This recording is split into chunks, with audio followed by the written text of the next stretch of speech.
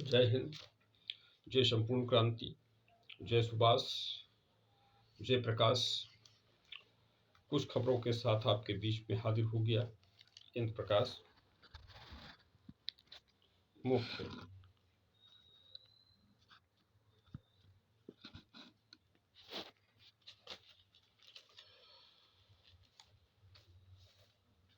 कुछ इलाहाबाद में एक उत्तर प्रदेश के इलाहाबाद से एक खबर, तो वहाँ पर मुख्य रूप से एक व्यक्ति ने जिस पर यह आरोप लगा कि उसने अपने ही दोस्त से कहा कि मेरी हत्या कर दो। तो हत्या इस बात को लेकर के उसने कहा कि आप हत्या कर दो और हम जीवित हो जाएंगे और फिर आपको हम हरिद्वार में मिलेंगे। वही आशीष दीक्षित नामक युवक रहा और इसकी हत्या किया नीतीश सैनी।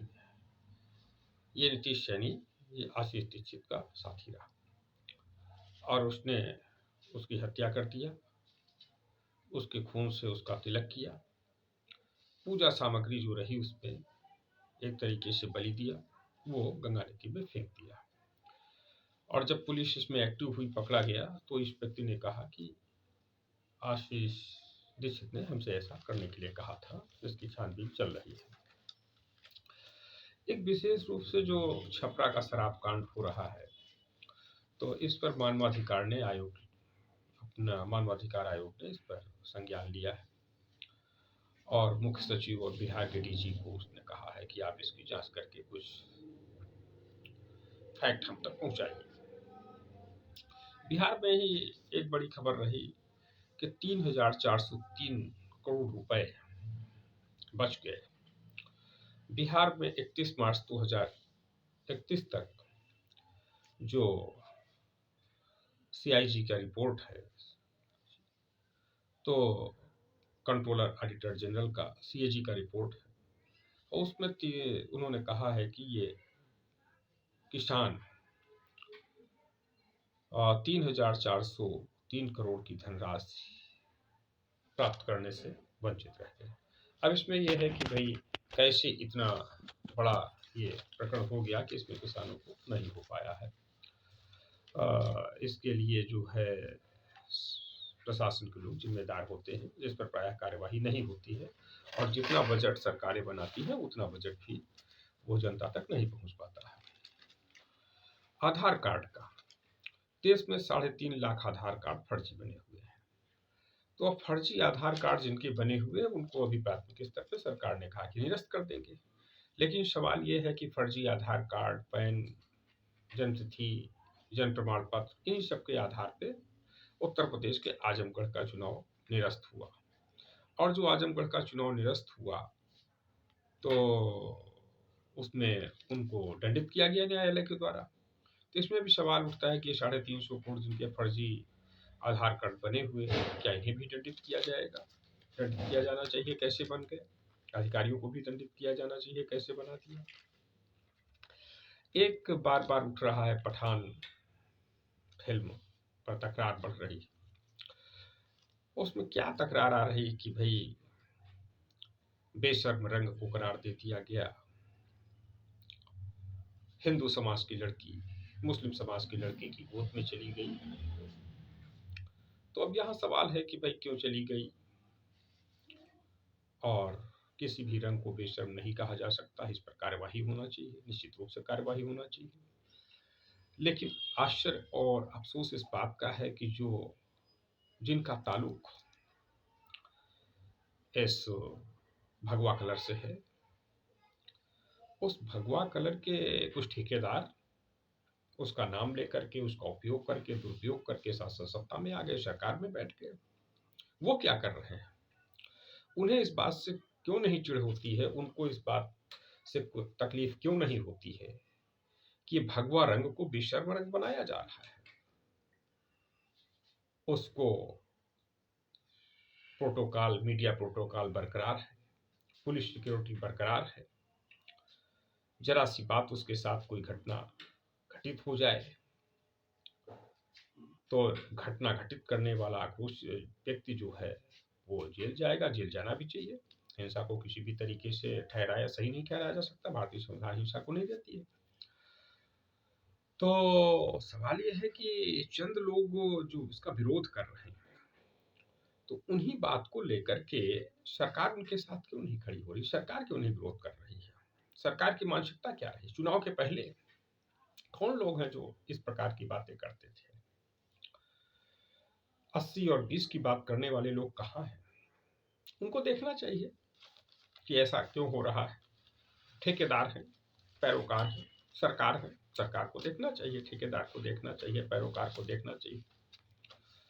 कहीं ये साधारण जो एक को आवाज चली, एक मिशन चल रहा देश में, जिसको बल देने का काम जनता दल आई की राष्ट्रीय अध्यक्ष माननीय किरण सिन्हा जी ने किया है। रोजगार के पर सवाल हो, सबको शिक्षा, सबको रोजगार, सबको चिकित्सा, सबको सुरक्षा, सबको संपत्ति का अधिकार, इन मौलिक बातों पर रोक के लिए, मौलिक बातों से, मौलिक मुद्दों से लोगों का ध्यान हटाने के लिए साजिश तो नहीं है। कह दिया जाओ ऐसा ऐसा करो, बेशर्म रंग बताओ, तुम्हारी मीडिया में प्रोटोकॉल में कोई कटौती नहीं होगी, तुम्हारी सिक्योरिटी में कोई कटौती नहीं होगी। ये आपको सोचना है, आपको देखना है, इसकी जांच कोई एजेंसी नहीं करेगी, लेकिन आपको अपना दिमाग लगाना है कि कौन शातिर लोग हैं जो ऐसा करा रहे हैं और उसको संरक्षण भी दे रहे हैं। जाति गणना, जो दूसरे जातिवादी हैं ये तो संप्रदायवादियों की बात बता रहे थे, पठान और बेशर्म रंग, ये संप्रदायवादी लोग हैं। अब जातिवादी लोग क्या कर रहे हैं? जाति गणना, जाति गणना कराएंगे। जाति गणना किस जाति ने को कितनी भागीदारी मिली? कोई एक्सप्रेसवे बन रहा है, उस एक्सप्रेसवे में कितने लोगों को कहाँ कहाँ भागीदारी मिल रही, कितने लोगों को हिस्सेदारी मिली? 2000 किलोमीटर एक्सप्रेसवे बना, उसमें किन किन जातियों के लोगों ने बनाया, ठेका पट्टी किन किन लोगों को दिया गया, उसके सुपरविजन में कौन कौन जाति के लोग रहे हैं, ये गणना नहीं करेंगे तो किससे सबको अधिकार मिल जाएगा, सब जाति को भागीदारी मिल जाएगी। जाति गणना वहां तक करना है जहां से ये लगे कि भाई ये जातियां बेवकूफ बन के हमारे साथ आ सकती, हमको वोट देंगी। ये हमारे जाति गणना कराने वाली जातिवादी साथियों का तर्क है। दूसरा, जाति को लेकर के सरकारें बन रही हैं, बिगड़ रही हैं, तो ये अंतरजातीय विवाह, कितनी जाति के लोगों ने अंतरजातीय विवाह किया है, कहाँ किया है? धर्म पर हो गया। महाराष्ट्र, मध्य प्रदेश ने भी कर दिया कि अगर आप धर्म परिवर्तित करते हैं तो 2 महीना पहले आपको बताना होगा, उसकी जांच पड़ताल हो। लेकिन एक जाति से दूसरी जाति में शादी जो होती है, कितने लोगों ने किया है, क्यों किया है? इन सवालों पे कोई बात नहीं होगी। जब आप जाति गणना कराने जा रहे हैं तो ये भी कराइए, कॉलम बनाइए कि किन किन लोगों ने अंतरजातीय विवाह किया है, एक जाति से दूसरी जाति में विवाह किया है, किन के बाप दादा ने एक जाति से दूसरी जाति में विवाह किया, किन की दादी क्या है, नानी क्या है। अब ये सब होना चाहिए ना। भाई जाति गणना तो महत्वपूर्ण है, तो फिर जाति जब इतनी ही महत्वपूर्ण है, जाति गणना इतनी ही महत्वपूर्ण है, तो सारे बिंदुओं को किया जाए। अब इन बिंदुओं को छोड़ देंगे, 20 साल बाद फिर इन्हीं बिंदुओं पर अगली जो होगी 10 साल बाद जो है, तो फिर कहेंगे कि नहीं ये बिंदु छूट गया। तो सारे बिंदुओं को, जाति की भागीदारी, कहाँ विकास हो रहा है, उस जाति को कितनी भागीदारी मिल रही है, और अंतरजातीय विवाहों की भी गणना कराई जाए। तो अंतरजातीय विवाह पे तो कोई सरकार 20,000 दे रही, कोई 35,000 दे रही, कोई 50,000 दे रही है। अंतरजातीय विवाहों को प्रोत्साहित करने के लिए सरकार पर पैसा दे रही, फंड दे रही है, तो फिर क्या दिक्कत है? अंतरजातीय विवाह की स्थिति बताना चाहिए। इतने इतने लोग हैं, इन गाँवों में है, इन जिलों में है, इन मोहल्लों में जिन्होंने अंतरजातीय विवाह किया है, ये लोग हैं, इनके बाबा ने किया था, दादा ने किया था, नाना ने किया था अंतरजातीय विवाह। क्या दिक्कत है? उससे सामाजिक समता आएगी, विषमता खत्म होगी। जो लोग ये कहते हैं ना, जात के ठेकेदार, कि इस जाति का इस जाति में शादी नहीं करते, साथ सब कुछ है, गरीबी है, ठीक है, उपेक्षा है, ठीक है, शोषण ठीक है, लेकिन जाति में शादी नहीं होगी, जाति में नहीं करते, तो उन लोगों को एक संदेश जाएगा कि भाई देखो ये जाति है, इन जातियों ने भी शादी किया हुआ है, इसमें ये उसका लाभ होगा। और विशेष रूप से जाति के आधार पर ये भागीदारी जब तक नहीं होगी, हिस्सेदारी जो है, सारी बातें होंगी। अब एक ही जाति का जो है, भारत में पार्टियां भी एक ही जाति की हो रही हैं, पार्टियां, नाम, ये पार्टी, इस जाति की ये पार्टी, और उस जाति के लोग एंजॉय भी करते हैं। उस जाति के लोगों, जिस जाति की पार्टी होती है भारत में, वो घोषित नहीं होती है, लेकिन अंडरस्टैंडिंग होते, जानते सब है, समझते सब है। उस जाति के उसमें सबसे ज़्यादा पदाधिकारी होते हैं, उस सबसे ज़्यादा एमपी होते हैं, एमएलए होते हैं, मंत्री वही बनते हैं, वही पीए पीआरओ बनते हैं, उन्हीं को ठेके मिलते हैं, उन्हीं को पट्टा मिलता है और वही पार्टी में एंजॉय करते हैं। सरकारी पार्टी होती है, पार्टी का कार्यालय सरकार ने दे दिया, जनता के पैसे से बना हुआ, जनता के पैसे से संचालन हो रहा, लेकिन एंजॉय करेंगे उसमें जो है 10, 20, 25, 50, 100, 200, वो उस जिस जाति की पार्टी होगी उसी जाति के लोग एंजॉय करेंगे। ये वही व्यक्ति अच्छे से समझ सकता है जो उन राजनीतिक दलों में जाता हो, उन पार्टियों को देखता हो, कौन कौन लोग उसमें एंजॉय कर रहे हैं, कौन कौन गेट के बाहर अंदर नहीं घुस पाते हैं। ये सब विषय है जातिवादी पार्टियों का हाल, तो इन पर भी काम होना चाहिए। एक बात विशेष रूप से बदायूं के आबिद रजा, उत्तर प्रदेश के बदायूं के आबिद रजा, वो समाजवादी पार्टी में शामिल हो गए, जबकि वो 2012 में समाजवादी पार्टी के विधायक भी रहे थे, बीच में वो कांग्रेस में चले गए थे। अब कांग्रेस का कल्चर देखिए कि आबिद रजा जैसे विधायक को भी विधानसभा में टिकट देना उसने स्वीकार नहीं किया। यद्यपि कितने विधायक मात्र उत्तर प्रदेश में 403 में से 2 विधायक जीत करके आए,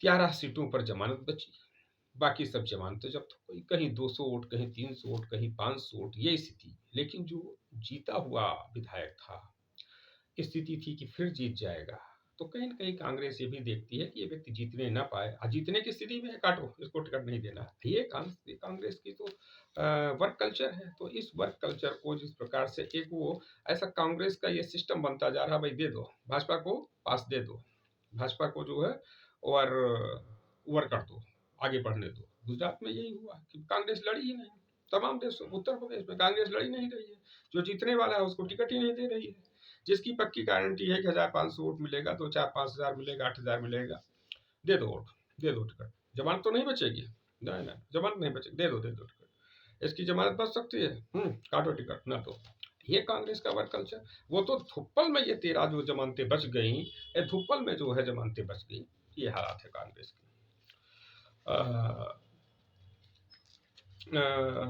एक विशेष बात यह है कि उत्तर प्रदेश उद्योग व्यापार मंडल के महामंत्री श्री योगेंद्र सिंह ने नगर निगम में व्यापारियों को प्रतिनिधित्व की बात किया। उन्होंने कहा कि नगर निगम में, ये लखनऊ के नगर निगम में, उन्होंने एक होटल में बैठक की अपने पदाधिकारियों की, उत्तर प्रदेश उद्योग व्यापार मंडल की ओर से बैठक आहूत थी। उसमें उन्होंने कहा कि नगर निगम में जब व्यापारियों की संख्या होगी तभी व्यापारियों की आवाज सदन में गूंजेगी। तो निश्चित रूप से जिस वर्ग की संख्या होगी, जिस समाज की संख्या होगी, उसी की आवाज सदन में गूंजेगी। इस पर वो काम कर रहे हैं। एक हाई कोर्ट की बेंच ने कहा, ये जस्टिस इरशाद अली ने फैसला दिया इनकम टैक्स के डिप्टी कमिश्नर हरीश गिडवानी को लेकर के। तो हरीश गिडवानी पर अवमानना के मामले में 1 सप्ताह की जेल किया और 25,000 रुपए का जुर्माना लगाया, और अगर जुर्माना नहीं देंगे तो 1 दिन और जेल में रहना पड़ेगा, यानी 25,000 रुपए बराबर 1 दिन का जेल। ये अवमानना याचिका दायर किया था प्रशांत चंद ने। उन पर टैक्स था, तो टैक्स की नोटिस वेबसाइट पे लंबे समय तक उन्होंने 7 महीने तक लगभग इनकम टैक्स ऑफिस में जारी कर रखी, तो उनके मान सम्मान पे काफी ठेस पहुंची। इस बात को लेकर उन्होंने किया। कानपुर का एक विषय है जिसमें पुलिस हिरासत में युवक की जो मौत हुई थी, उसको, उस मामले में एसआईटी, जिसकी जनता खबर ने काफी बड़े पैमाने पे हाईलाइट किया था, इस मामले की एसआईटी से जांच शुरू कर दी गई है। ये जानकारी एडीजी जोन भानु भास्कर ने दिया हुआ है, और इस मामले में कन्नौज के एसपी जांच कर रहे हैं। कन्नौज का एक पुलिस दल वहां पर कानपुर में मौजूद है, जो इसकी विशेष जांच कर रहा है। अब एक विषय आता है, ये ज्ञानवापी से संबंधित है। तो इसमें ज्ञानवापी का प्रकरण चल रहा है, श्रृंगार गौरी का मंदिर। इससे पहले एक विषय ये जो अभी ये बिहार की जो है मौतें हुई, तो बिहार के मौतों में जिस प्रकार से उसने बताया, जब वो मीडिया की टीम जाती, कोई भी जाए वहाँ पर, तो वो लोग रोते पीटते लोग जो है बता रहे हैं कि इसमें जो जिस प्रकार से दूध बेचा जाता है, जिस प्रकार से सब्जी बेचने वाले आते हैं कि आ गए हैं ले लो, आ गए हैं ले लो, दूध बेचने वाले भाई अपना बर्तन वर्तन लेके आ जाओ, दूध ले लो, इसी प्रकार से शराब बेचने वाला आता था, उसका नाम बताया महावीर राउत। जिस इलाके में छपरा का एक गाँव में मीडिया गई, तो वो मीडिया को उन्होंने बताया कि एक महावीर राउत आता आता था शराब बेचने वाला, उसको वो बेचता था। वो कहता था ले लो हम आ गए हैं, और सबको बुला लेता था, मोबाइल से फ़ोन कर देता था कि हम पहुँच रहे हैं, आइए। तो इस तरीके से शराब बेची जा रही थी। इस बात का पर्दाफ़ाश हो रहा है। इलाहाबाद से ये खबर है कि एक मंत्री उत्तर प्रदेश सरकार में रहे 62 वर्षीय विक्रमजीत मौर्य, उनका निधन हो गया। और देर रात उनका दिल का दौरा पड़ा हुआ था। कल उनका अंत्येष्टि संस्कार भी हो गया। जनता दल आई की राष्ट्रीय अध्यक्ष श्रीमती चौधरी कृष्ण सिन्हा ने श्री विक्रमजीत मौर्य के निधन पर गहरा दुख व्यक्त करते हुए भावभीनी श्रद्धांजलि दी है। और उन्होंने अक्षरदाता भगवान श्री चित्रगुप्त महाराज से कामना की है कि भगवान चित्रगुप्त श्री मौर्य के परिवारजनों को, इस शोक संतप्त परिवार को इस दुख की घड़ी में दुख सहने की सामर्थ्य प्रदान करें। और अब ये जो ज्ञानवापी का मसला है, तो इस पर न्यायमूर्ति जे मुनीर इसकी सुनवाई कर रहे हैं इलाहाबाद हाई कोर्ट में। और इसके अधिवक्ता हैं हरिशंकर जैन, उनके बेटे विष्णु जैन जी। तो उन्होंने कहा कि एक विशेष बात बताई कि समवर्ती सूची केंद्र और राज्य की जो होती है, उस पर 254A के तहत राज्य का कानून प्रभावी रहेगा। ज्ञानवापी पर सर्वे का आदेश देने वाले एक दूसरा विषय ये है कि इस पर इन्होंने बताया कि उत्तर प्रदेश विधानसभा का जो ये आया उत्तर वो द्वारा पारित एक एक्ट है, Uttar Pradesh Kashi Vishwanath act, places of worship act, ये प्रभावी रहेगा क्योंकि ये विधानसभा द्वारा पारित है। और दूसरी बात इन्होंने कहा कि इनके जो दूसरे अधिवक्ता रहे सौरभ तिवारी, इन्होंने जब एक विपक्षी राखी सिंह ने ये बात रखी, दूसरी अपने पक्ष प्रस्तुत किए, इंतजामिया कमेटी वगैरह, तो सौरभ तिवारी ने स्कंद पुराण का उल्लेख कर बताया कि श्रृंगार गौरी मंदिर के प्रमाण उन्होंने बताया कि उसमें उल्लिखित है कि पंचकोशी मार्ग में आने वाले मंदिरों का उल्लेख है, उसमें श्रृंगार गौरी का भी उल्लेख है। और जो उसमें 3 गुंबद हैं, उस प्रकार से सब है, उसका जो है उन्होंने प्रामाणिक दस्तावेज सौंपे। और ये अधिवक्ता ने बताया कि पूजा के लिए सिविल कोर्ट की सुनवाई का अधिकार है, सिविल पूजा के सिविल अधिकार के लिए। तो इसमें इन्होंने कहा है कि जबकि वक्फ बोर्ड को इस संबंध में सुनवाई करने का कोई अधिकार नहीं, वो चाहे वक्फ बोर्ड हो चाहे वक्फ अधिकरण बोर्ड हो, जो विद्वान अधिवक्ता हरिशंकर जैन और विष्णु जैन है। और एक विषय ये आया हुआ है, ये बरेली से है, तो ये ज्ञानवापी पर ही सर्वे का आदेश इन्होंने दिया था जस्ट रवि कुमार दिवाकर जी।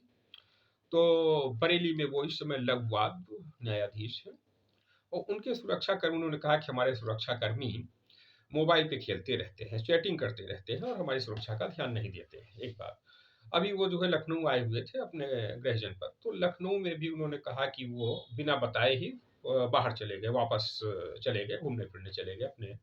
तो जज का ये हाल है कि जजों के साथ वो सुरक्षाकर्मी कैसा व्यवहार कर रहे हैं, बर्ताव कर रहे हैं, कैसी कानून व्यवस्था है कि जज के साथ ऐसी घटनाएं हो रही हैं जिसमें हीला ढवाली जो है सुरक्षाकर्मी बरत रहे हैं। तो साधारण लोगों का क्या हाल है, ये सोचने विचारने के लिए, कानून व्यवस्था के लिए विषय है।